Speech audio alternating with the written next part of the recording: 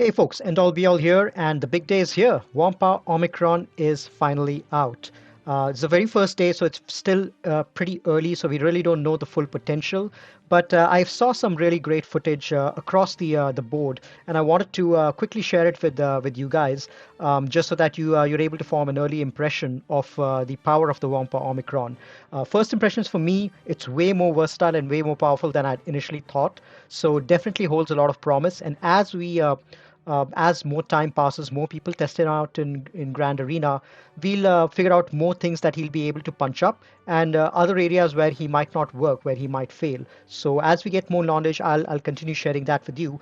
But for now, let's go ahead and share some footage that I found from the community from the first few hours of Wampa Omicron testing.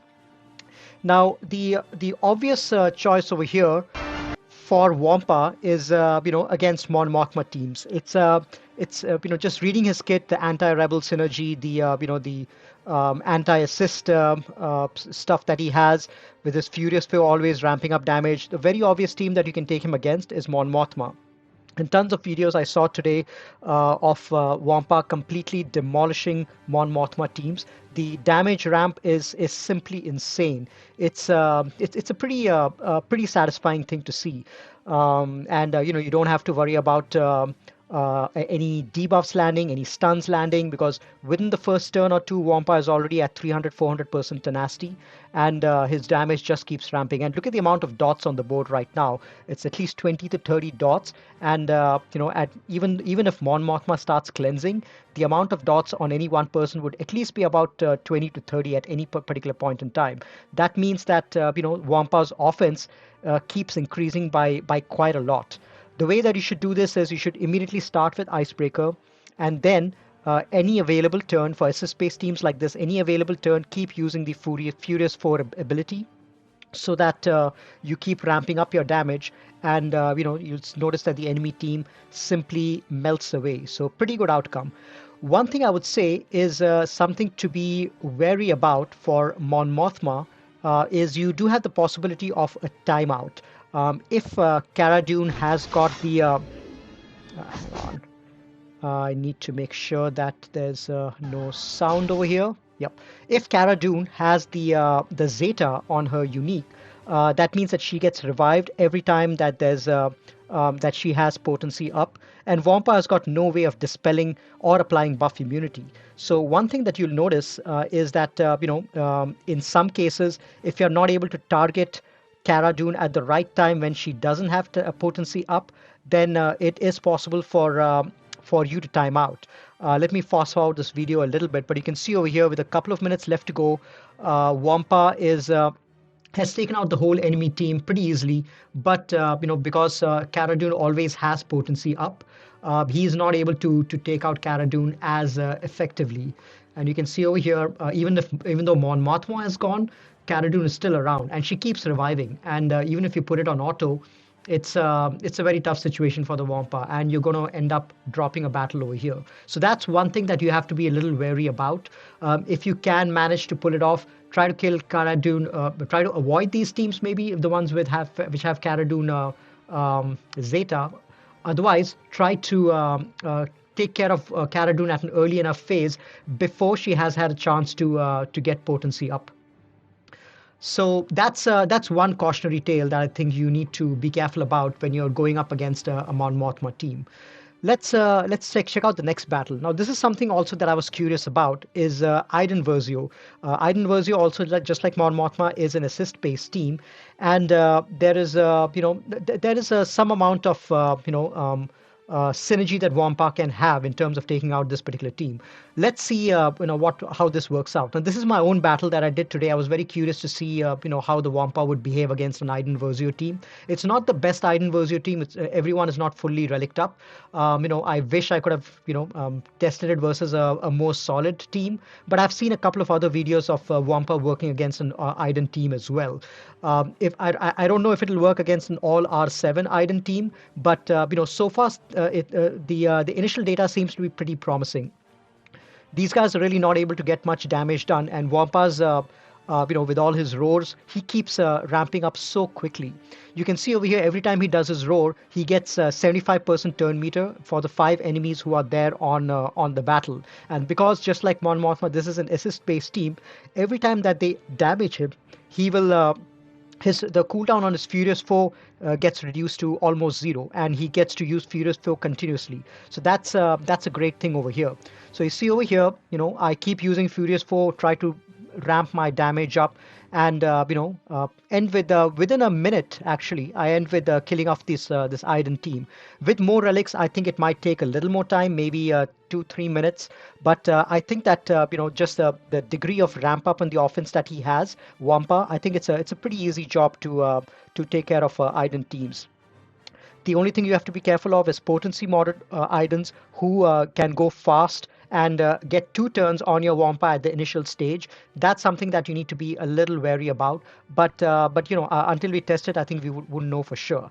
But I'm pretty hopeful about that scenario as well. Grievous. This is something else which a lot of people had theory crafted, saying that maybe it is possible for Wampa to take out the Grievous because there are no real debuffs over here which are irresistible. Just the initial target lock, if Wampa is able to resist, which he can do pretty easily because he's got 150% tenacity to start with, then there's really nothing much that Grievous teams can do to take him out. And Wampa can very easily ramp up damage. He can keep refreshing his protection up from time to time, and survive to take out the Grievous team. So for a lot of people, this might be a very cheap option if you want to save your Bad Batch for something else, or if you really don't have anything to take out the Grievous squad. This could be a really good option as well. Obviously, here this one we didn't have Newt or Droideka, but I've seen a couple of videos of even Newt and Droideka teams, taken out pretty easily with the Wampa, because you can see over here there's just no danger of Wampa even slipping below 100% health. Every time that he falls, he gets close to 100% health. He gets his icebreaker ability again, and he's able to do the protection up and get 150% health back again. And with all the bonus um, defense that he has, the 75% in this 1v5 scenario, these guys end up doing not much damage at all. Grievous is doing like less than 30k, 40k damage on him, and Wampa is very easily able to survive and take him out with about a minute and a half into the battle. So again, very easy 68 battles banners against a Grievous squad. Let's see what else Wampa can take out. Newt. Now, there might be some concerns that because of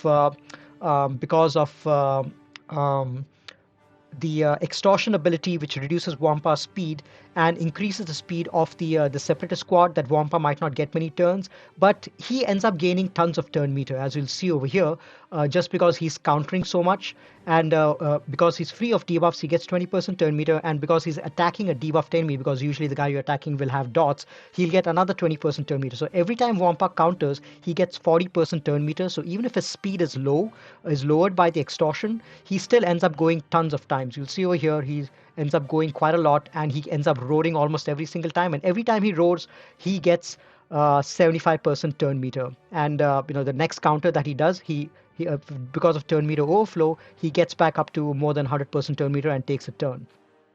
So pretty good to see this. So even new teams, extortion, none of the other debuffs stick. So it's pretty easy over here. One thing I would caution is if you're going against a separate squad with Dooku lead instead of Newt lead, every time that a character falls below 100% health, the healing immunity and the healing immunity gets applied, which is irresistible, which is going to be a problem for the Wampa. So you want to avoid that. And I believe Tenacity Down also gets applied. So then Dooku can go ahead and stun the Wampa, because the Tenacity Down and healing immunity is irresistible when the Wampa falls below 100% health. So if you're facing a Dooku team, a Dooku lead team, you want to make sure that you always stop your Wampa up with protection up and never allow him to get below 100% health, because that's how debuffs are going to land on him. But in this particular scenario, in Newt lead, that's not a concern. You see all the um, all the counters that Dooku is doing, they don't land any debuffs at all. No ability blocks, no healing immunity, nothing like that. No stuns. So it's a pretty great outcome. And you can see over here, We've already taken out Newt once, and it's a pretty easy job to take Newt out again for the second time.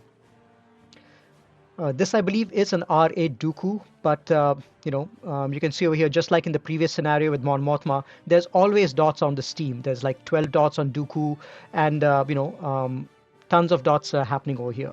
Let me fast forward a little bit because this battle, I think, goes on for a while, and yeah, you end up with the only B1 battle droid remaining behind, and you can see over here, Wampa has ramped up damage so much that he's already hitting for about 130k, and little bit crunched on time because it's about 1 minute 30 seconds left, but again, no problem at all. And with a minute to spare, Wampa is able to take care of this battle.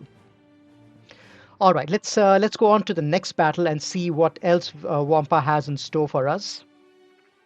Now, this one was a very interesting video. This one was, we had always theorized that Wampa can clean up a solo GL like a Sith Eternal or a Rey, just because in a 1v1 scenario, Wampa's stats get doubled, and the boosts are simply enormous. And, he's survivable, and especially against a solo C, C is not going to be able to link the Wampa with anyone else and reach his ultimate because he's a solo character. So Wampa actually was a very strong candidate to solo a single C, but I got a couple of interesting videos about the Wampa against Sith Eternal, a full Sith Eternal team, which is pretty interesting to see.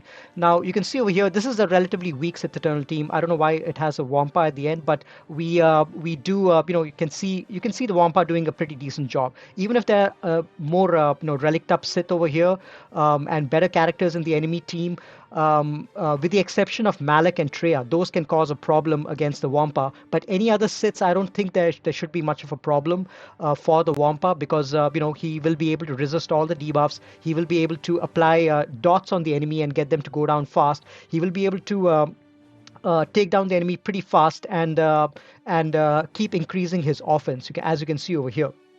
Sidious died due to dots, but one thing you'll notice over here, when you go against the Sith Eternal, because your Wampa is going to have Deceived on him, he's not going to counter-attack. So that's one thing you'll notice over here. The Wampa is not counter-attacking unless he doesn't have Deceived on him. So the way that you approach this battle is you obviously do the Icebreaker first, and then try to kill as many people from the counters as possible. Otherwise, just keep doing your Furious Foes and keep building up offense as much as you can, and kill off the side characters first. Once you kill off the side characters, then you can go after the Sith Eternal Emperor towards the end, and then keep topping up your protection up with Icebreaker when you can, and then try to take out the Sith Eternal whenever you can. One thing that is very important you'll see over here is Sith Eternal keeps healing quite a lot. Even though he's pretty far away from the ultimate, he keeps healing because of his first special ability. So it's really helpful if you have the healing immunity Zeta on the Wampa, so that you can prevent the Sith Eternal from healing too much,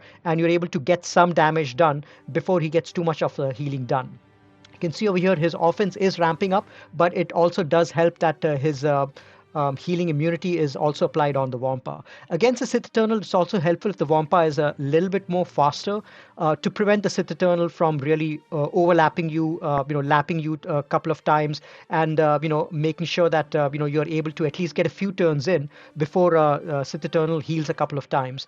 You can see over here it's still not much of an issue. Sith Eternal has gone into yellow health, and we are Wampa is in no danger of losing at all.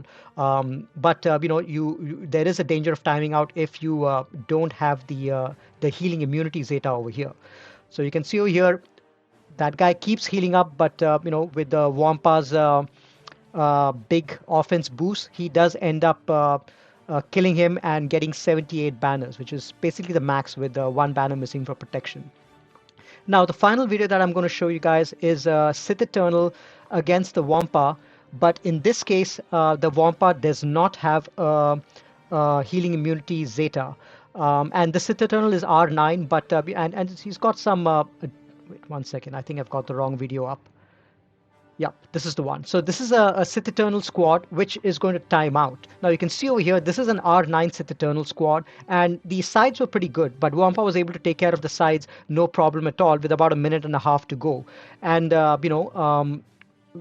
typical thing. Start with icebreaker, keep roaring whenever you can, and then take out the sides whenever you can. And you can see over here with all the dots which are applied on the enemy team, the sides pretty much die by themselves, and or Wampa is able to take care of them, at an appropriate time. But the issue happens when Wampa is alone with the Sith Eternal. He is not able to, because he doesn't have the Zeta on the healing immunity, he's not able to apply healing immunity, and Sith Eternal keeps healing up. So let me fast forward this a little bit, and you can see when Wampa is solo with the Sith Eternal, especially against a highly relic Sith Eternal Emperor like this, Wampa's offense is not able to ramp up fast enough to outpace the healing that Sith Eternal does on his protection. That's why you really need healing immunity, and that's why for my personal Wampa modding, apart from health, I also have a potency cross on my Wampa, and I've bumped him up from 50% potency to 80% potency because none of the stat boosts actually give him more potency bump, but I just have him at 80% potency because I want him to land the healing immunity with in a semi-regular basis, especially against survivable teams like these, which tend to heal up a lot, like this team or a relict up Iden team. You want the healing immunity to land and stick to a certain extent. So I think that would be a little bit of potency is not a bad thing to have. Because tenacity and offense, Wampa can always ramp up, no issues over there. But health for survivability and a little bit of potency to make sure that the healing immunity lands, I think is a decent idea. So you can see over here, we're not able to. Wampa is survivable. He's not. Sith Eternal is not able to take him down, but at the same time, the Wampa is not able to take the Sith Eternal down, and this ends in a timeout kind of a situation. So I would definitely recommend getting that healing immunity Zeta, especially if you've already given your Wampa the Omicron. Now, I've talked about some of the teams that you can potentially take out, and there are many more teams which are going to come up in the future as well. Django teams are great to go up against because Django's lead, as you know, gives out the contract when you attack a debuffed enemy, and Wampa is not going to be debuffed at all. So Django teams, I think you'll be able to take out pretty easily. Most other bounty hunter teams which don't have Mando in them to snipe out your Wampa will be great. I think. Probably Qui-Gon teams, I would love to try it out as well, and a few other squads as well. But I want to spend a little bit of time towards the end talking about what teams you need to avoid, because the Wampa can take out a bunch of squads on offense. He's like a wild card. You can just throw him against a team, and most likely he's going to end up taking the team out just because of his survivability and his stacking tenacity. But there are certain things that you have to be really careful about and avoid, certain teams that you need to avoid, teams and characters. You obviously need to avoid any team which has Isolate or Fracture on it. These debuffs, Isolate is going to prevent the Wampa from counter-attacking, and Fracture is going to put him out of action and allow the rest of the enemy team to take him out pretty easily. So avoid any teams with Thrawn or Treya in there.